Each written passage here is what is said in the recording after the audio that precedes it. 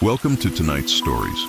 These tales will be accompanied by the gentle sound of rain to help you drift off to sleep. Before you get too comfortable, please take a moment to like this video and subscribe to the channel. I'd love to know where in the world you're watching from and what time it is there. Leave a comment below. It's fascinating to see how our community spans different time zones, all united in seeking a peaceful night's rest. Now make yourself comfortable, adjust your volume, and let the rain and story guide you into peaceful dreams. Our story begins. It was supposed to be a magical Christmas celebration at our newly purchased cabin in Vermont. My wife Sarah and I had saved for years to afford this place, a charming 3-bedroom retreat nestled in the woods, about 20 minutes from the nearest town. We decided to spend the entire holiday season there with our 10-year-old daughter Emma, thinking it would be the perfect way to start new family traditions. We arrived on December 15th, giving ourselves plenty of time to decorate and settle in before Christmas.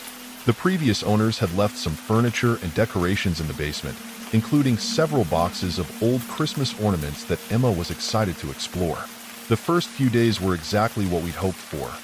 We built fires in the massive stone fireplace, baked cookies, and spent our evenings playing board games while snow fell gently outside.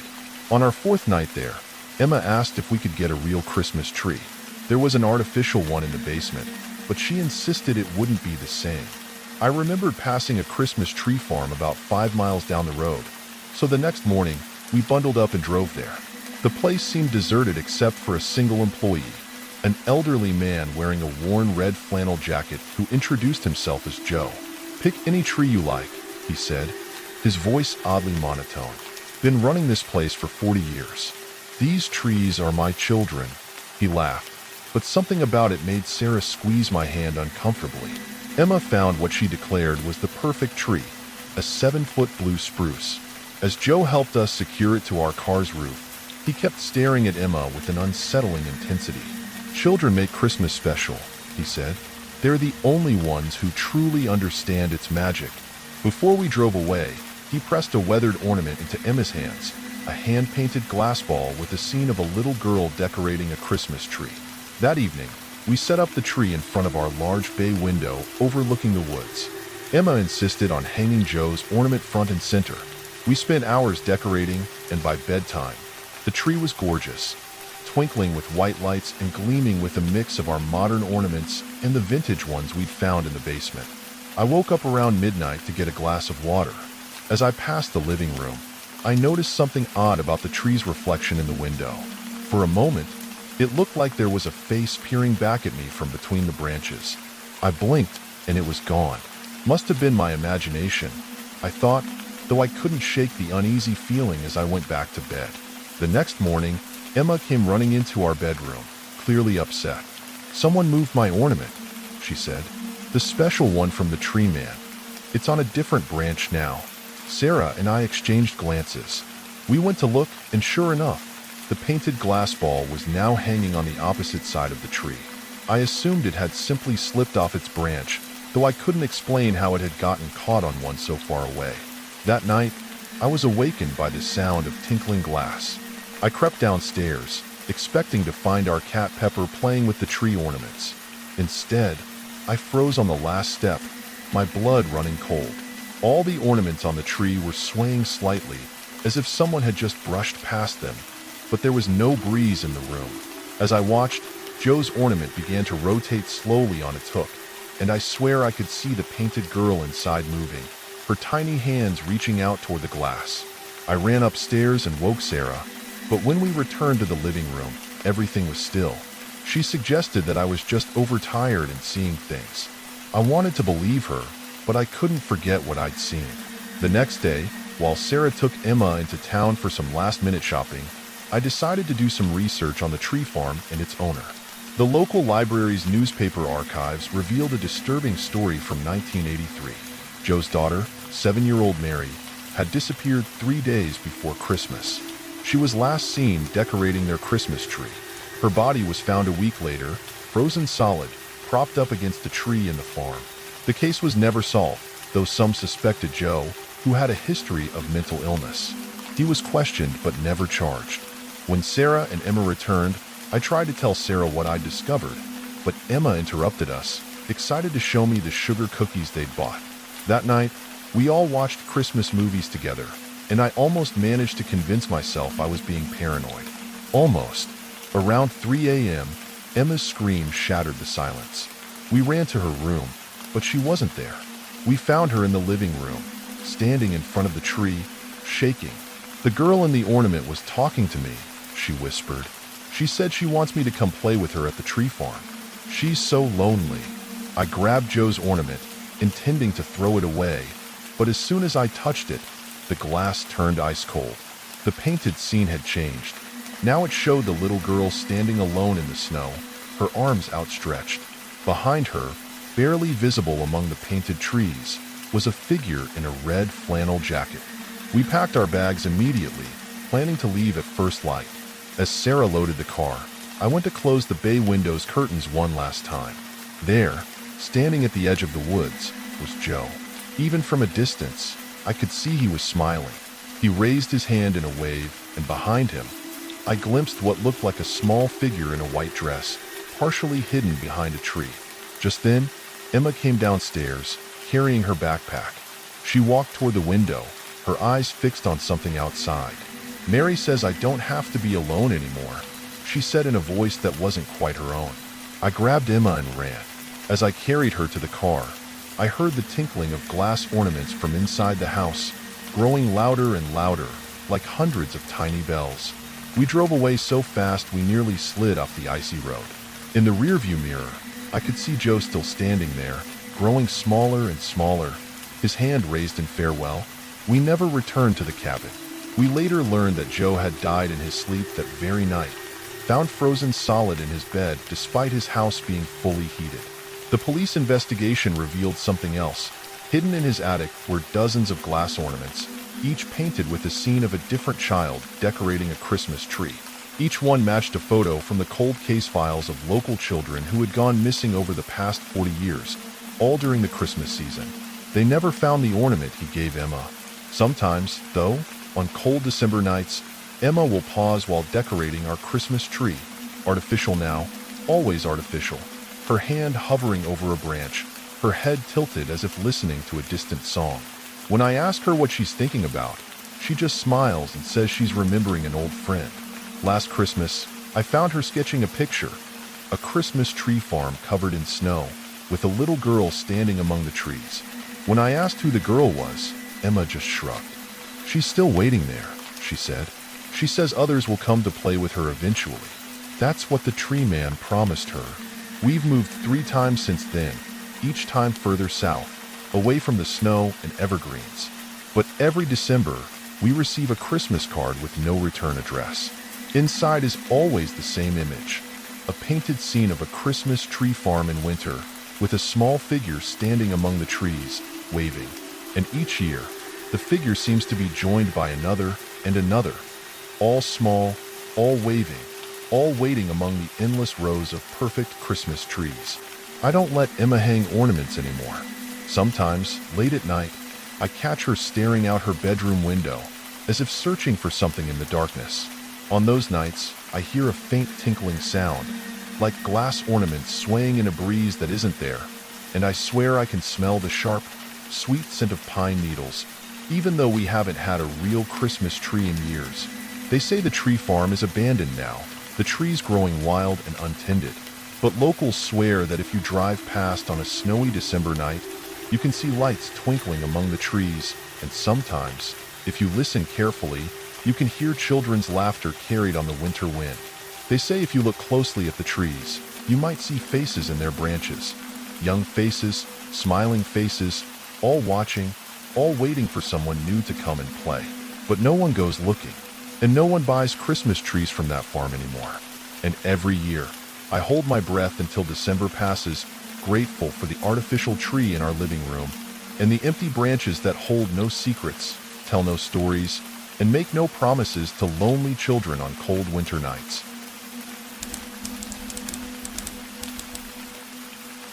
For the first time in 12 years, Olivia decided to spend Christmas alone in her childhood home. After her parents' death in a car accident last spring, she'd inherited the Victorian mansion in rural Massachusetts.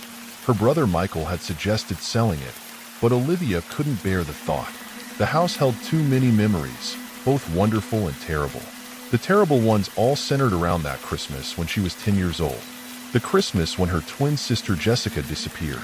Snow was falling heavily as Olivia pulled into the long driveway on December 20th. The old house loomed before her, its windows dark and uninviting. She hadn't been back since the funeral, and seeing it now, covered in snow, brought back memories she'd spent years trying to suppress. The key stuck in the lock, just as it always had. Inside, everything was exactly as her parents had left it. Family photos lined the walls, happy moments frozen in time, including several of her and Jessica. In most of them, they were wearing matching outfits, their mother's favorite thing to do. The last photo of Jessica had been taken just hours before she vanished, standing next to the Christmas tree in her red velvet dress. Olivia spent the first day cleaning and turning on utilities. As night fell, she built a fire in the living room fireplace and curled up with a glass of wine. The house creaked and settled around her. Familiar sounds that had once been comforting but now set her on edge. The first strange thing happened that night. She woke to the sound of singing. A child's voice, soft and sweet, singing Silent Night. For a moment, still half asleep, she thought it was Jessica. They used to sing Christmas carols together every night in December. But when she fully awoke, the singing stopped. The next morning, Olivia found tiny footprints in the dust of the attic floor. They led to the corner where she and Jessica used to hide their Christmas presents for each other. The footprints stopped at an old trunk she didn't remember. Inside, she found a small music box wrapped in faded Christmas paper. The tag read, "To Olivia, from Jessica. Open on Christmas Eve." Her hands shaking, Olivia called Michael. "That's impossible," he said. "We cleaned out everything after Jessica disappeared. There was no music box." "I'm looking at it right now," Olivia insisted. "It's wrapped in paper from 1991. The same paper we used that year. Liv, you need to get out of that house. It's messing with your head." But Olivia couldn't leave. Not now. Not when she finally had what might be a clue to what happened to her sister. That night, the temperature dropped below zero. Olivia woke to find frost patterns on the inside of her bedroom window. They seemed to form words. "Wait for me." When she touched the glass, it was warm. The next few days passed in a blur of increasingly strange events. She would find her childhood toys arranged in circles on the floor, only to have them return to their boxes when she looked away. The Christmas tree lights would turn on by themselves, blinking in patterns that seemed almost like Morse code. And every night, she heard the singing. On December 23rd, Olivia finally worked up the courage to go into Jessica's room. It had remained unchanged since 1991, preserved like a museum exhibit by their grieving parents. The air was stale and cold, much colder than the rest of the house. On the bed lay Jessica's favorite doll, Lucy, though Olivia distinctly remembered burying it with her sister's empty coffin. The doll's head turned to look at her. "She's almost ready," it said in Jessica's voice. "She's almost strong enough to come back." Olivia ran from the room and locked herself in the kitchen. She called Michael again, but he didn't answer. Outside, the snow was falling so heavily she could barely see past the porch. She was trapped. That night, on Christmas Eve, the singing was louder. It seemed to come from everywhere and nowhere at once. Against her better judgment, Olivia took out the music box. Her hands trembled as she unwrapped it, the paper crumbling to dust at her touch. The box was made of dark wood, intricately carved with scenes of children playing in the snow. When she opened it, instead of music, she heard Jessica's voice, clear as day. "You left me there, Olivia. You let them take me." Memories flooded back. Memories she'd suppressed for 25 years. That Christmas Eve, there had been a knock at the door. Their parents were out at a party. A man in a Santa suit stood there, saying he had special presents for the twins. Jessica had wanted to see what they were. Olivia had tried to stop her, but Jessica went outside anyway. The last thing Olivia saw was her sister getting into a red van decorated with Christmas lights. She had never told anyone the truth. She had said she was asleep, that she didn't know what happened. The guilt had eaten at her every day since. The music box began to play a twisted version of Silent Night. The temperature in the room plummeted. In the corner of her eye, Olivia saw a figure in a red velvet dress. "Jessica?" she whispered. The figure turned. It was Jessica, but not as she would have looked grown up. She was still 10 years old, her skin blue with cold, her hair frozen in icy strands. "You finally opened my present," she said, her voice echoing strangely. "Now we can be together again." "Jessie, I'm so sorry," Olivia sobbed. "I should have stopped you. I should have told someone." "Yes," Jessica said, moving closer. Her feet didn't touch the ground. "But you can make it right. They're still out there, you know, still taking children on Christmas Eve. But we can stop them. Together." "How?" Jessica's smile was terrible to behold. "They're coming here tonight. They saw your lights on. They think you have children here." She held out her frozen hand. "Help me stop them, and I can rest. We can both rest." Later that night, a red van pulled into the driveway.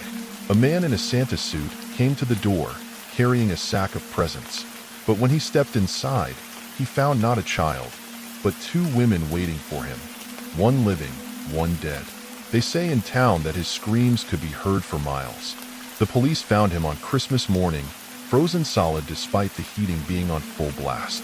In his van were photos and toys from dozens of children taken over the decades. Because of him, many families finally got answers about their missing children. But they never found Jessica's body. Olivia still lives in the house. Every Christmas Eve, she leaves the lights on and the door unlocked. Sometimes, people see 2 figures in the windows, a woman and a small girl in a red velvet dress. And every year, around Christmas, another child predator is found frozen to death in the area, their bodies covered in tiny handprints. Michael visits occasionally, though he won't come in December. He says the house feels different now, like it's waiting for something. Olivia just smiles and says it's not waiting anymore. It's protecting. In the attic, the music box sits on a shelf, dusty and silent. But sometimes, on cold winter nights, you can hear 2 voices singing Silent Night, one grown, one forever young. And if you look closely at the frost patterns on the windows, you might see words written by small fingers. "We're still here. We're still watching. We'll keep them safe." Local parents tell their children never to go near the old Victorian house in winter. Not because it's dangerous, quite the opposite. They say it's where the Christmas angel lives, watching over the children of the town. Some say it's just a story, but every year on Christmas Eve, people swear they see a little girl in a red velvet dress standing in the window, keeping guard. And if you listen carefully on those cold December nights, you might hear singing, 2 voices joined in perfect harmony, keeping their endless vigil, protecting the innocent from those who would harm them on Christmas Eve. No child has gone missing from the town since 1991, and as long as the sisters keep their watch, none ever will again.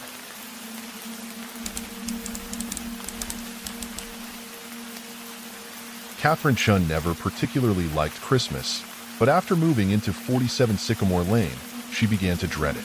The Victorian-era house had seemed like a bargain, a spacious 3-story home in a quiet Massachusetts neighborhood for less than half the market value. The real estate agent had been suspiciously eager to close the deal before the holidays, and now Catherine understood why. It started with a Christmas card that arrived on December 1st. The envelope was yellowed with age, addressed in faded ink to the current resident of 47 Sycamore Lane. Inside was a handmade card featuring a crude drawing of the house, with a dark figure standing in the attic window. The message read, "I see you've moved in. I'll be visiting soon." Catherine assumed it was a prank by the neighborhood kids. She'd noticed them staring at her house on their way to school, whispering among themselves. But then the second card arrived the next day, and the third the day after that. Each one contained similar drawings, but with the figure getting progressively closer to the front door. After the 7th card, Catherine called the police. Officer Blake listened patiently, but explained there wasn't much they could do. "No threats have been made," he said, "and the cards are being delivered through regular mail, so someone's paying for postage. We can look into it after the holidays if it continues." That night, Catherine heard footsteps in the attic. She'd avoided going up there since moving in. The previous owners had padlocked the door, and she hadn't gotten around to removing it. But now the footsteps were unmistakable. Slow, deliberate steps moving back and forth above her bedroom. The next morning, she called a locksmith. "That's a strange lock," he said, examining the heavy padlock. "Haven't seen one like this in years. They stopped making these in the 50s. When he finally got it open, Catherine insisted he leave immediately. Something told her she needed to explore the attic alone. The attic was surprisingly clean, despite having been sealed for decades. A single bare bulb illuminated the space, revealing dozens of boxes neatly arranged in rows. Each box was labeled with a year, starting from 1952. With trembling hands, Catherine opened the nearest one. It was filled with Christmas cards, thousands of them, all addressed to previous residents of 47 Sycamore Lane. Each contained the same style of drawing she'd been receiving, showing the figure getting closer and closer to the house. The final card in each box showed the figure inside the house, standing over a bed where someone slept. As she moved through the boxes, Catherine noticed newspaper clippings mixed in with the cards. Headlines jumped out at her. "Local family disappears on Christmas Eve." "Another holiday mystery at 47 Sycamore." "Third family vanishes. Police baffled." Every article described the same pattern. Families would move into the house, receive strange cards throughout December, and disappear on Christmas Eve. The most recent box was from 1987. The final article showed a photo of a thin man with hollow eyes being led away in handcuffs. The headline read, "Christmas Card Killer Caught. Peter Walsh confesses to decades of holiday murders." According to the article, Walsh had been the house's caretaker from 1952 until his arrest. He died in prison in 1990. Catherine's hands shook as she read the final paragraph. Walsh's last words were reportedly a promise to keep watching over 47 Sycamore Lane, claiming his spirit would continue his Christmas tradition even after death. That night, another card arrived. The drawing showed the figure in her bedroom, standing over her bed. The message read, "Tomorrow night." Catherine packed a bag and drove to the nearest hotel. She called Officer Blake again, who finally agreed to check the house. They found nothing unusual, except for a single Christmas card on her pillow that hadn't been there when they checked the room. The drawing showed the figure following a car. The hotel room's phone rang at midnight. When Catherine answered, she heard only the sound of someone humming Silent Night in a raspy voice. She looked out the window and saw a figure standing in the parking lot, looking up at her room. It raised its hand in a wave. Catherine checked out immediately and drove to her sister's house 3 states away. All through the night, she kept checking the rearview mirror, convinced she saw headlights following her. When she arrived at dawn, there was a Christmas card in her jacket pocket that she knew hadn't been there before. The figure was now standing on her sister's porch. On Christmas Eve, despite her sister's protests, Catherine returned to 47 Sycamore Lane. She hadn't slept in days, and a strange clarity had come over her. If Walsh wanted to continue his tradition, she would be ready. She spent the day preparing. At sunset, she heard the footsteps in the attic again, but this time they moved down the stairs. Catherine sat in the living room, waiting. At midnight exactly, she heard a key turn in the front door lock. The figure that entered was more shadow than man, but its outline was unmistakably Peter Walsh as he'd appeared in the newspaper photo. He carried a stack of Christmas cards in his transparent hands. "You're the first to come back," he said, his voice like rustling paper. "They usually run until I catch them." "Why?" Catherine asked. "Why do you do this?" Walsh's form flickered in the darkness. "This house needs a caretaker, someone to watch over it, to keep its Christmas traditions. I chose you the moment you moved in, just like the caretaker before me chose me." He held out a Christmas card. On it was a drawing of Catherine, standing in the attic window, watching a new family move in. "No," Catherine said, backing away, but she felt the house responding to Walsh's presence, the walls creaking, the floors groaning. The Christmas cards from all the boxes upstairs began to flutter down the stairs like deadly snow. They found Catherine's car in the driveway on December 26th, covered in a layer of fresh snow. The house was empty, but when Officer Blake went up to the attic, he found a new box labeled 2024, already containing a stack of handmade Christmas cards. The next family moved in during the summer. On December 1st, they received their first card, featuring a crude drawing of their house. But now there were two figures in the attic window. The message read, "We'll be visiting soon. P and K." Every December, new families move into 47 Sycamore Lane, attracted by the mysteriously low price. They never stay past Christmas Eve. The local children say if you walk by the house at night during the holiday season, you can see two figures in the attic window, making Christmas cards by candlelight. Some say if you listen carefully, you can hear two voices humming Silent Night, one raspy like rustling paper, one high and clear like breaking ice. And every year, the post office receives thousands of handmade Christmas cards to be delivered to homes where new families have just moved in. The real estate agent still shows the house every summer, still rushes to close deals before December. She never mentions the Christmas cards that will inevitably arrive, or the footsteps in the attic, or the two caretakers who watch from the window. But she does make sure to include one detail in every listing: historic home with strong holiday traditions, perfect for families looking to start their own Christmas customs. And in the attic, in boxes stacked neatly by year, the Christmas cards continue to multiply, each one a promise of another visit, another tradition to be passed on, another caretaker to be chosen, because 47 Sycamore Lane must always have someone to watch over it, to maintain its deadly holiday traditions, to send its Christmas greetings to the next unsuspecting family. After all, as Catherine now knows, every house needs a caretaker, especially at Christmas.